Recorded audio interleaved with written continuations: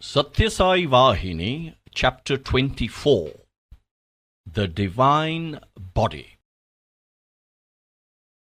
The sociological basis of Bharatiya culture has to be clearly understood. Mankind falls into four groups when innate nature and inclination are considered. They are named Brahman, Kshatriya, Vaishya and Shudra. This demarcation is not a selfish, crooked conspiracy designed to make the superior trample upon the inferior. Nor is it the consequence of an envious plot to obstruct human progress. It is best to judge it as a plan to promote the expansion of human achievement by fostering the trends and traits of each person. It is the royal road for the attainment of human progress. It works only for the promotion and regulation of human activity in such a manner that harmony and social well-being are ensured. The Gita-charya, Lord Krishna, has declared, as readers already know, Chaturvarnyam maya srishtham gunakarma vibhagasah tasyakartharam apimam vidyakartharam avyayam. That is, I have created the four varnas, the Brahman, the Kshatriya, the Vaishya and the Shudra, on the basis of natural disposition and vocation of each. Know me to be author of these, as also the non-author, the unchangeable. The system of caste is thus founded on attributes and activities. The world was in the very beginning predominantly sattvic in nature, and as a consequence, all were only Brahmins. Later, through the adoption of various vocations and the development of various inclinations and preferences, types of people got demarcated as castes. The one and only Brahmin class of rishis and sages had later to be sectionalized in the interest of social justice and harmony when qualities of character varied. In the Shanti Parva, in the Mahabharata, Sage Bhrigu has elaborately answered a question raised about this development by Sage Bharadvaj. It runs as follows. Brahmins fond of worldly pleasures, affected by egoism, subject to anger, lust and other passions, have rajoguna mixed with their innate sattvic nature, and so they are classified as kshatriyas. In fact, all Brahmins cannot be predominantly sattvic in nature, nor can all of them be devoted to pure ritual activity. Those who do not adhere to the sattvic ideal of truth, and who evince the qualities of tamoguna mixed with rajasic traits, those who are mostly both tamasic and rajasic, were classed as vaishyas. The rest, who spend their lives in occupations involving violence, who do not practice cleanliness, and who are bogged down in tamasic means of livelihood, were classed as Shudras. Thus, the Brahmins denoted various castes and ensured the safety and security of human society. This is the assertion of the scriptures, the Shrutis.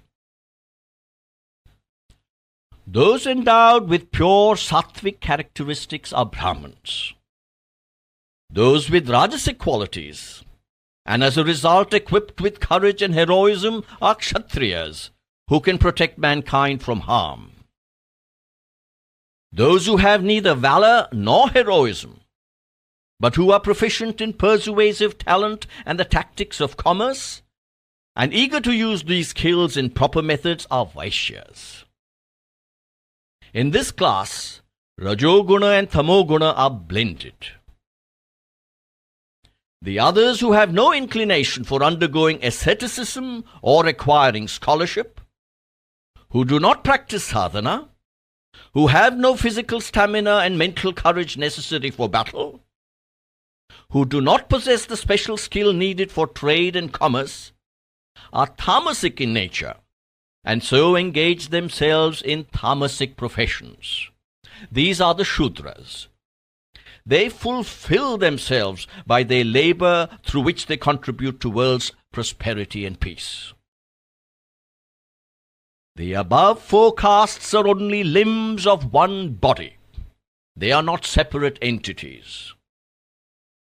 There is no basis to consider that one is superior and another inferior. Each performs its function so that the body can be healthy and happy, so that each can win the highest state of consciousness from its own role. So the ancient Vedic Varna organization, based on such broad ideals, was taken to be the divine plan. The plan witnessed the truth that the four castes were the four limbs of the one divine cosmic person or Purusha. This truth becomes clear when we consider the divine statement in Purusha Sukta found in the Rig Veda. Brahmanosya mukham asit bahurajanya kritaha uru tadasya yadvaishya pad bhyagham shudro ajayata. In this declaration, those with pure sattvic nature and established in higher knowledge or wisdom, that is to say, the Brahmins, are declared as the face of the cosmic person. Those who are predominantly courageous, physically strong, having in their nature sattvic and rajasic qualities, the Kshatriyas, as the arms of the cosmic person. Those who have rajasic nature mixed with tamas and are efficient in the arts of commerce, the Vaishyas, as the thighs of the cosmic person. And those who are active and engaged in physical labor, those endowed with tamas, the Shudras, as the feet of the cosmic person. The Lord is thus described in the Rig Veda as the wondrous and splendorous embodiment of such components. But this holy and profoundly significant Varna organization fell into the hands of unintelligent, selfish men with restricted outlook and narrow ideals. They expounded it in writing as their fancy dictated. Thereby they brought about great harm to the world. As a result, the system is interpreted today as a plan designed by the majority to suppress the minority. Caste is the cosmic person himself manifesting as human society. It is the visible form of the Lord, charming in every limb. It is a great pity that this truth is not widely recognized. It is the good fortune of this land, Bharat, that in this vision, the Lord, as the physical integration of the caste limbs, is promoting peace and harmony, prosperity and well-being for all mankind.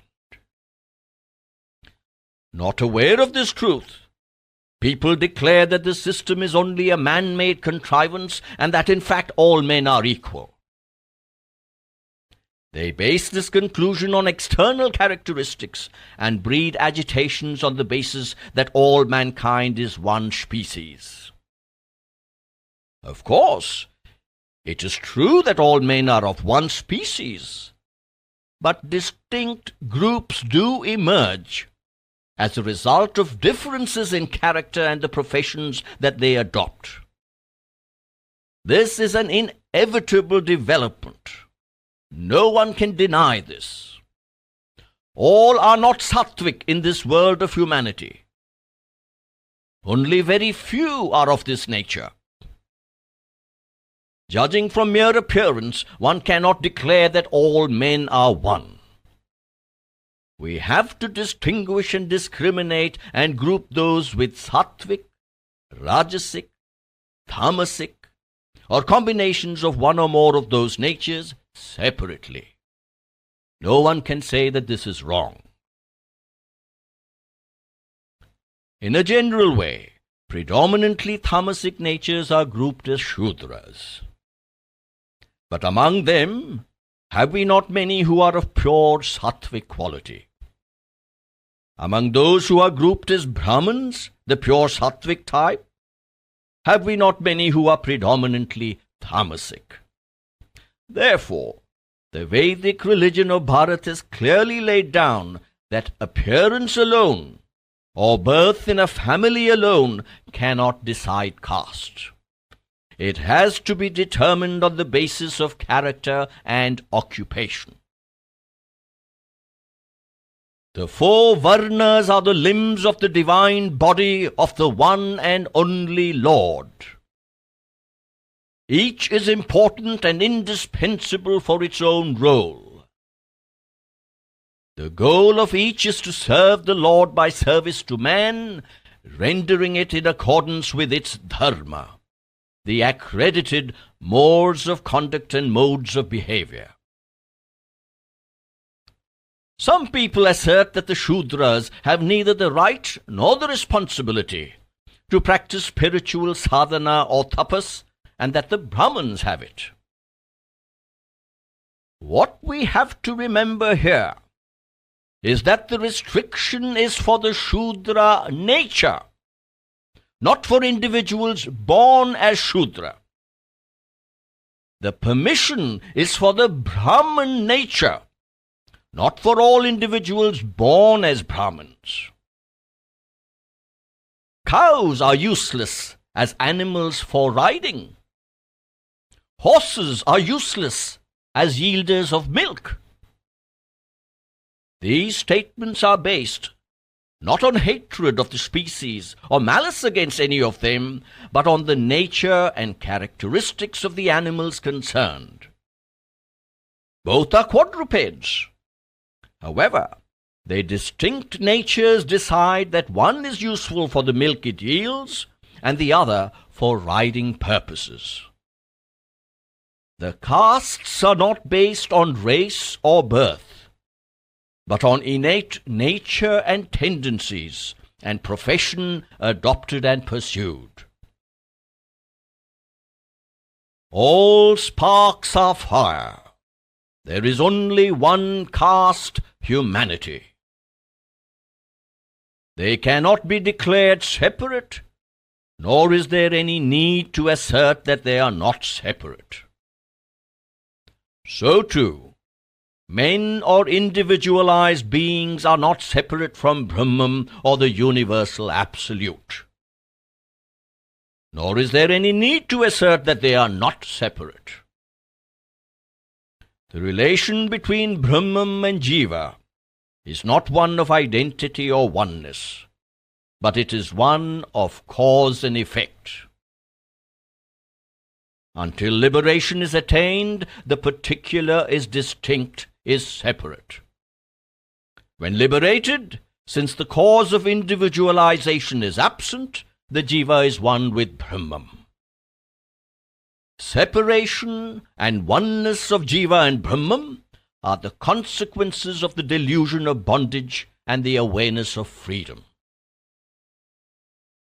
Brahman is self-effulgent, self-illuminating.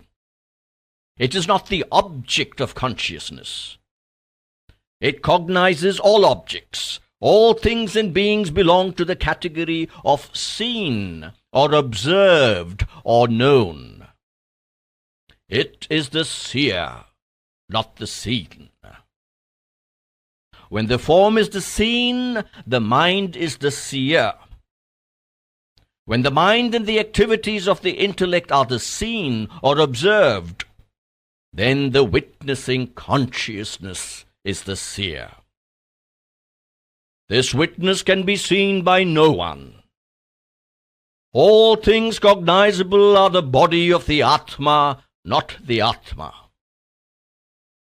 They are name-form combinations like pots and pans of clay which impinge on the consciousness as seen, or delude it like the silver on mother of pearl. The Atma is. It exists by and for itself. The universe is the other, for others. It is real and available for others. The universe has no innate reality. It emanates from Brahman, and its reality is based on the reality of Brahman.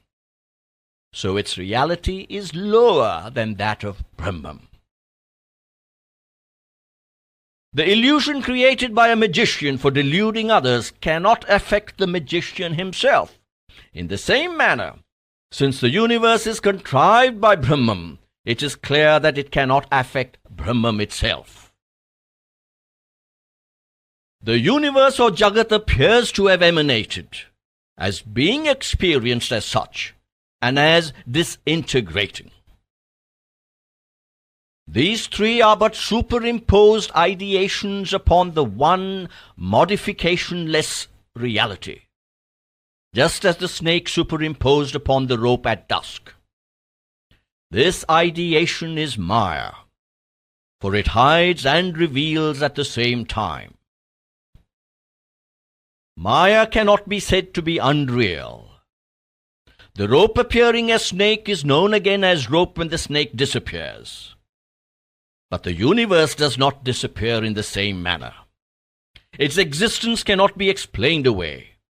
It is a phenomenon that is unique. We cannot compare it with any other. We cannot dismiss it as unreal or accept it as real.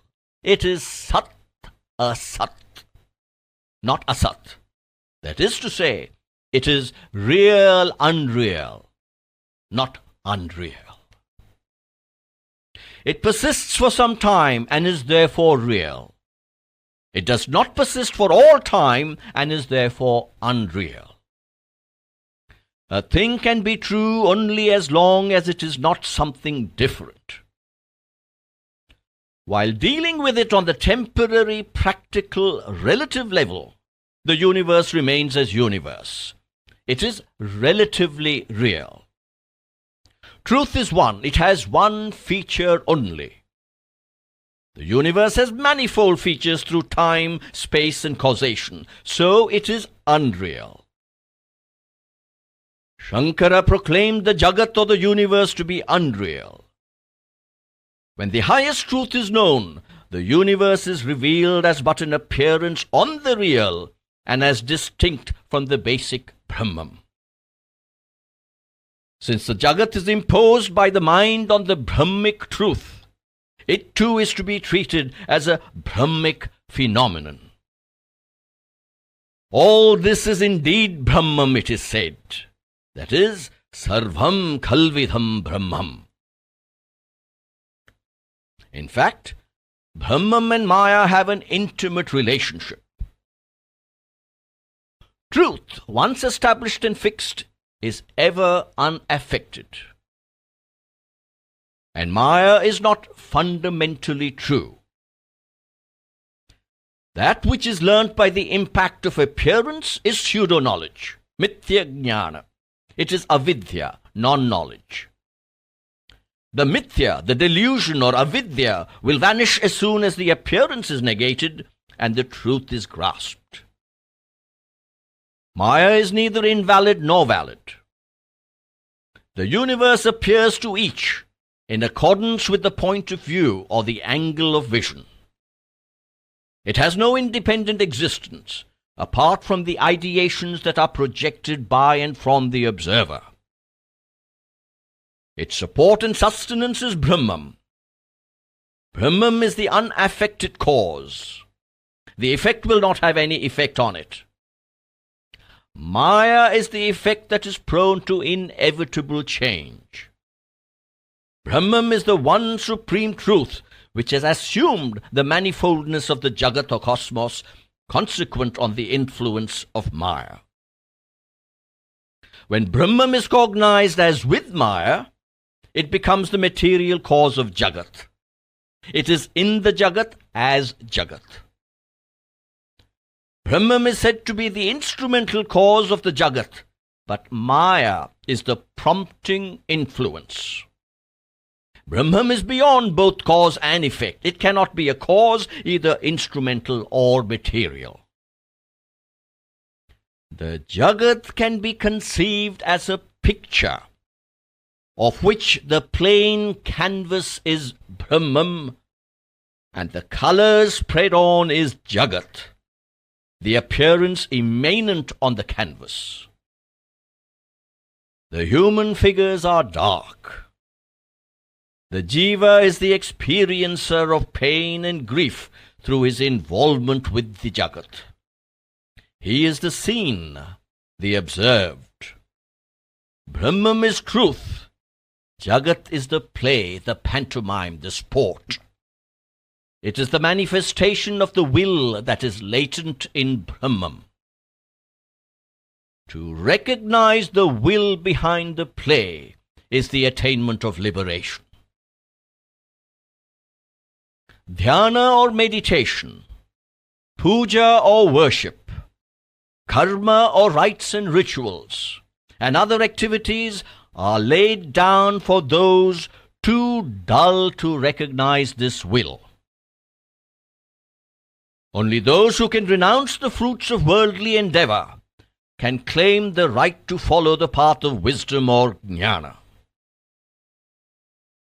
Sadhakas on the Vedantic path must be equipped with the following. 1. The discrimination to distinguish the transient from the eternal. 2. The determination to desist from worldly and otherworldly pleasures. 3. Acquisition of sense control, self-control, detachment, fortitude, faith, and equanimity. And 4. Keen yearning for liberation. All things have to be viewed as the products of the divine will, and used with the reverence that this knowledge will kindle in the consciousness. The path of holy activity and the path of intellectual discrimination, of karma and jnana, are intended for different sadhakas. It is not possible to mix the two and follow them together. Righteous living can confer new life. Prosperity is the gift of the knowledge of dharma. Liberation is the gift of the knowledge of Brahman. The awareness of Brahman does not demand for its continuance and constancy the practice of any sadhana. It does not depend on the performance of any specific duties and chores. Liberation is of two kinds, immediate and gradual. The first is the result of the attainment of wisdom or jnana. The second is the result of upasana, of spiritual study and sadhana. Jnana or wisdom is pure, unmixed, monistic experience or non-dualistic experience. Bhakti or devotion is of the nature of supreme love, characterized by the love for God for the sake of God only.